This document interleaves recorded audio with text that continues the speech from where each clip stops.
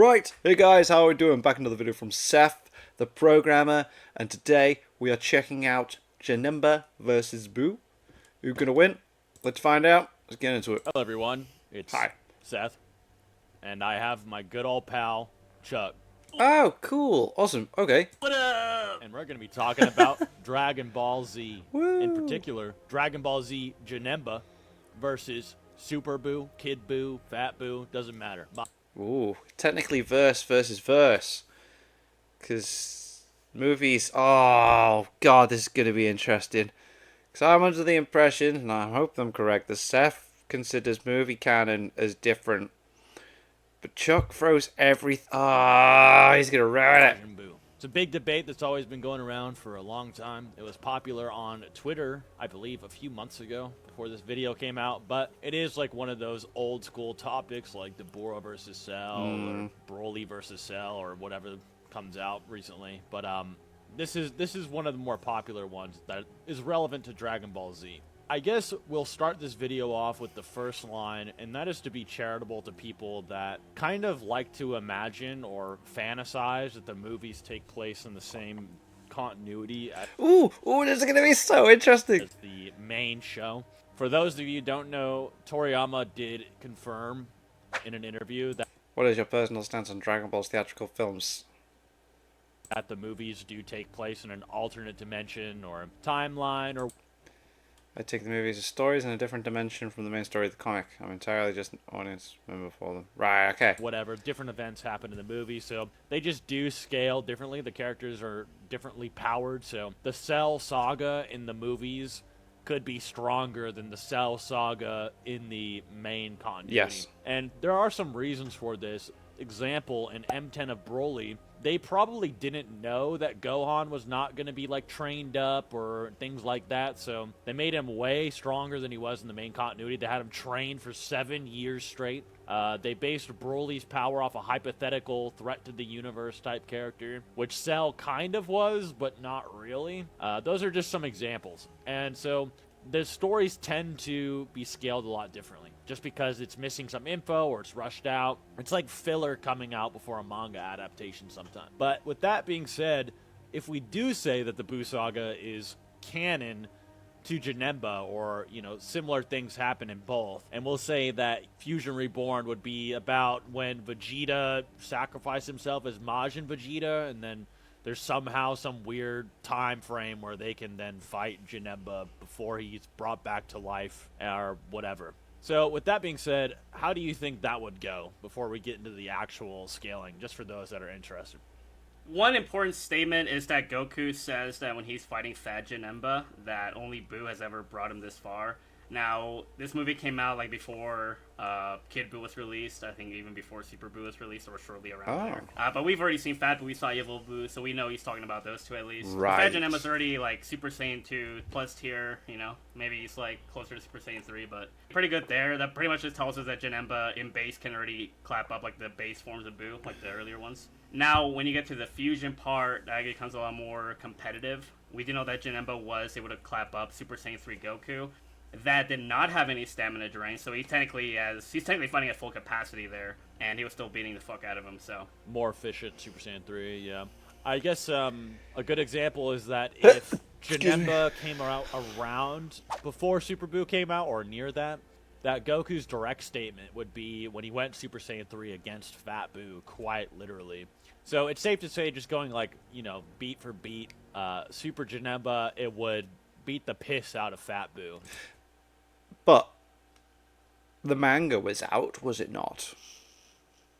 I'm just saying that statement could still be true based off of what they read in the manga ahead of time. Just pretty objectively. Quite honestly, he'd probably beat the piss out of Super Buu as well. The only problem is that if you want to go by Toei scaling, which the movies are Toei scaling, they're actually enhanced Toei scaling. They get to extra levels of of stupid. If you want to go by Yeah. Toei scaling, technically speaking, Kid Buu, he fights a stronger Super Saiyan 3 Goku than Janemba does. So not only does Kid Buu hold back against Goku like Janemba does against Goku, because Janemba doesn't go full power until Gogeta appears, and Kid Buu doesn't go full power until the Spirit Bomb appears, which contains Ultimate Gohan and then all of Goku, Piccolo, Android 17, etc. Plus the universe. That aside, Kid Just Buu, add he the fights a universe on stronger top. Goku to the point where after Goku fuses with Vegeta into Vegito and then defuses, he could be implied to be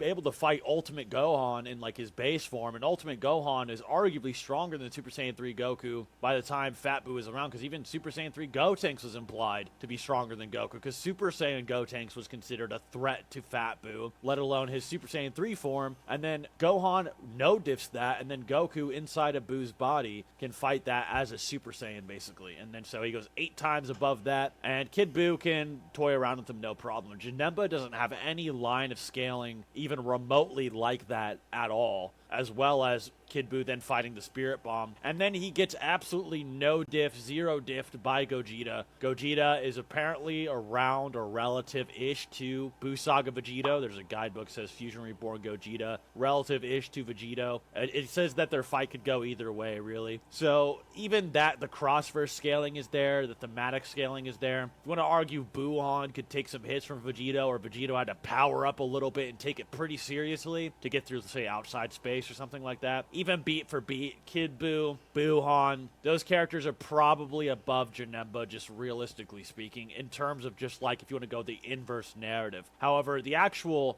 feats of the characters that apply movie to continuity or main continuity would be different, because you want to just use the narrative. So if you're to go feats for feats, how would you go about that? I'm kind of curious. So one thing that is like really like contested about is regarding did Janemba really warp the whole afterlife himself, right? And it's kind of yes and no. So he kind of did, but it was more so because he had trapped Enma. So it's because of Enma's like, I guess, authority or presence or something. Not being there, right? But then Okay. we saw him reality warping, actively reality warping, so it could apply to an extent. But either way, is this warping? It's not like you can destroy it, right?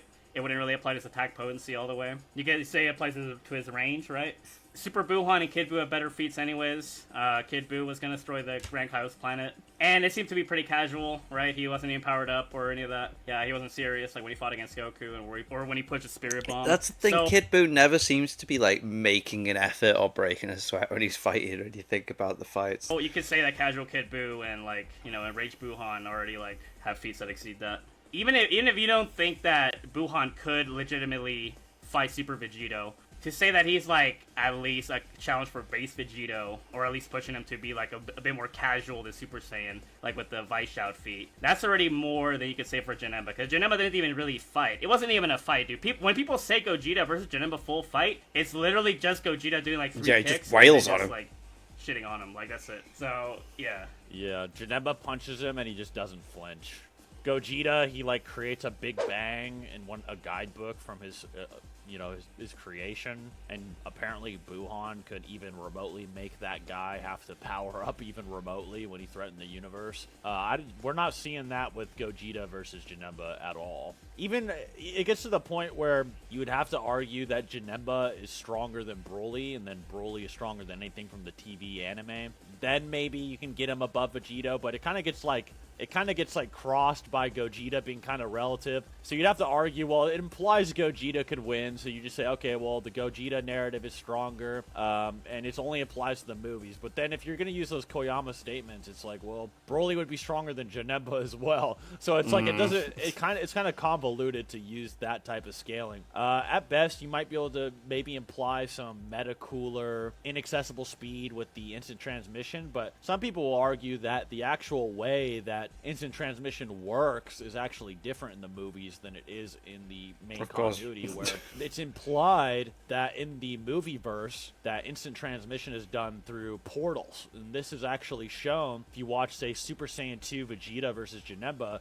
Janemba literally instantly teleports, but Vegeta throws an attack towards teleporting Janemba, and then the blast reconnects with him when he teleports somewhere else, implying he made a portal to teleport. So their definition of teleporting is kind of weird inherently, but it is a little bit convoluted. I would once again say Gogeta. Vegito should be stronger than a hypothetical Gogeta, but because it's from the Crossverse, this movie variation is his rival. And due to that, I just don't see Janemba actually taking it in realistically any capacity at all. I actually don't even know if there is a real valid argument. Actually, I can't even really think of one. It's right. I don't know if you can think of one, but like what I went over in my movie villains video. recommend that by the Yeah, way. good video. Oh Really, wow, the that only takes me villain back. that has as many statements as Broly is Janemba. Like the TV Jump anime guide, it says like 4 times. Janemba's like the strongest foe he's faced. I said that he's like an unparalleled enemy or stuff like that. And this is like the same. These are the same authors that worked on the Broly one and all the other ones and shit. So you could argue that Janemba is above Broly, and then if you think Broly is above Vegito, then you could do that. But then again, it gets convoluted, right? So Above Super Saiyan Yeah. 4 Gogeta. yeah. There's a French magazine, the Dohote one, that says that as well. It says Broly's the Okay. strongest one in history too. So maybe you could do some like authoritative scaling where you'd be like, well, 4 separate other people that worked on these movies says Janemba should be stronger. I think Toei even implies Janemba is stronger as well, and they're like the franchise. They're the franchise holders. So Yeah, authority. they know So what they're say talking They about. think Janemba's stronger than Broly. So even though Koyama's statement of Broly being the strongest gets retconned, Koyama's statement about them being stronger than the anime doesn't get retconned because they didn't contradict that. So Janemba is stronger than Super Vegito because Broly is, by Koyama's statement, and then implied to be stronger than Super Saiyan 4 Gogeta as well. So you'd say Fusion Reborn Gogeta is stronger than Super Saiyan 4 Gogeta from GT. Okay, yeah, right, no. Whoa. And then, no. but you know, there's a realistic way to get Janemba above Super Vegito. You'd be like, well, prove Super Vegito is like inaccessible. All of these arguments go out completely out the window, completely irrelevant if you think the afterlife is higher dimensional or atemporal or whatever. All of the feat scaling goes out the window. It doesn't even matter anymore. You're playing a different video game entirely. Yeah, I think that's really the main way to go about Janemba. You have to do like some authoritative like veto of Koyama's statement or something, and then Only these apply, these don't apply. and then I don't know, you can get Janemba above Super Saiyan 4 Gogeta if you try really hard. And that's If you pretty try cool, I hard. guess. So I don't think you can say that about Majin Buu. But that aside, guys, I think realistically speaking, Buu probably takes it. Just being honest, obviously Buu probably takes it. Obviously, Dragon Ball Super Buu definitely takes it. The one that does the Yeah. post-training skinny Buu. He like kind of like impresses like God Goku. God Goku does a lot more than a Big Bang. Super Gogeta does. Missed He out can on an wipe out a opportunity there macrocosm, using but Big Boo like Bang's not that. doing I mean, He's I know also- they were going for the comedic thing, but it still would have been really cool to see, wouldn't it? I think we all wanted to see that. And I want that as a Funko Pop. Why is that not a Funko Pop? Why is that not with the rest of my Boos? Hey, I'm only missing one Majin Buu Funko Pop at the moment. That's the one where he's eating a chocolate bar and he's got chocolate on his face. I'm gonna have to find that. So has a feat in the Moro arc where his fat Grand Supreme Kai form can amplify his abilities to like lay like a Looney Tunes level ass whooping on a Moro. Janemba's not doing that either. In Dragon Ball Super, by that time they do have some inaccessible feats. There's the Goku Black Arc inaccessible feat. Potentially low immeasurable types of arguments for hit. Definitely arguments where they can transcend space and time with their speed, such as Goku's energy crossing through a dimension.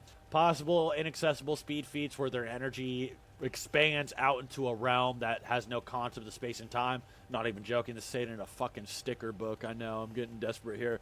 But but it's also implied in That's the anime genius. as well. But yeah. No, I guess going by all of that, guys, Boo probably wins. Dragon Ball Z Boo probably wins. Hypothetical movie Boo probably wins.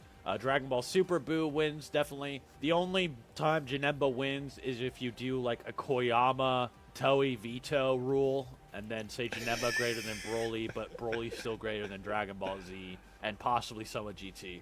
Which, you know, not impossible. It's not possible, but hope you have a great rest of your day. Hope that answers your questions. Be sure to check out Chuck's movie ranking villains It's a good video, on that. his channel. It's a very great video. I helped with some of the Broly stuff, but he gave a great, interesting opinion, very unique opinion that I respect a lot, so I do recommend that. And other than that, guys, thank you very much for watching. Have a good one. That was a fun little video. I like the nerdy power scaling where it's kind of like just try to pay attention. And then it's like, whoa, with the ridiculous ones, ridiculous examples, trying to imply that Janemba's stronger than Super Saiyan 4. Gogeta is like, oh, okay, what? Um, yeah, always fun to check out nerdy power scale and stuff. And I was so happy that Seth went into the whole verse versus verse thing. Because as soon as Chuck's there, Chuck must have been biting his tongue throughout moments when Seth's talking there. Because when Chuck does his videos and it involves other movies and things, he just throws them all in and uses them as like the same thing, which is fine. It's fine. They're fun videos to check out. It's just I'm glad that Seth put that down straight away, and then that's where it went. So yeah. Anyway, thanks very much for watching.